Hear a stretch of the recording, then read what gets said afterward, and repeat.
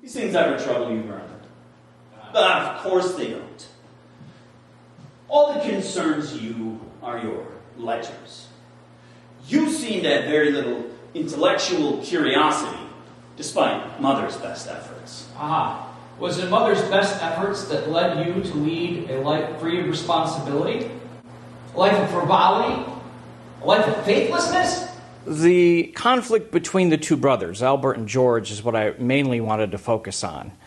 The Brisbane story is very compelling when it comes to James and Mary, the parents, and how they settled in this area.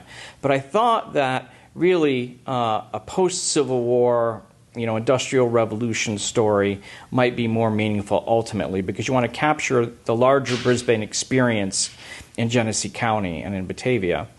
And so I thought, later in the century would be good, and that way you could capture that kind of antagonism between the two brothers. The Brisbanes, or who were the Brisbanes? Well, of course, everyone knows the story of Joseph Ellicott. He was the gentleman who was the chief surveyor representing and hired by the Holland Land Company.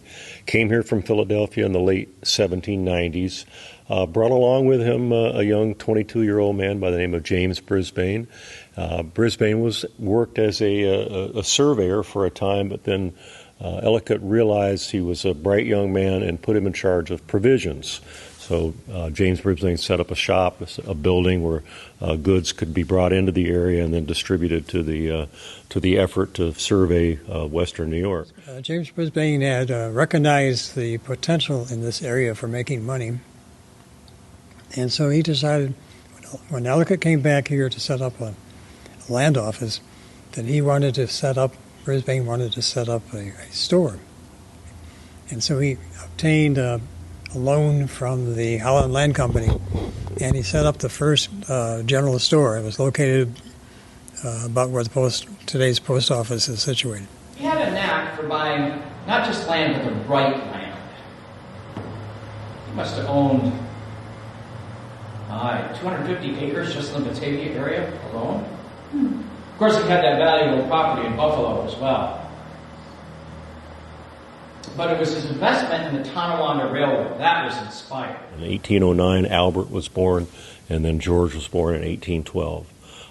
Albert proved to be the more interesting character in this little drama. Albert was off to Europe by the time he was 19. Very little contact back and forth, or went back and forth across the continent in the first probably 6-7 years, and then when he came back to Batavia, he had his head filled with all kinds of, I guess we'd call them radical ideas. He had become an adherent of a gentleman by the name of Charles Fourier, and Fourier was a gentleman who sort of espoused a somewhat socialist and communistic viewpoint, had ideas for these communes.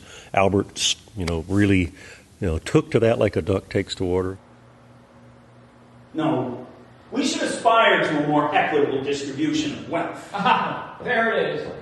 There it is. Communism. Is that your answer, sir?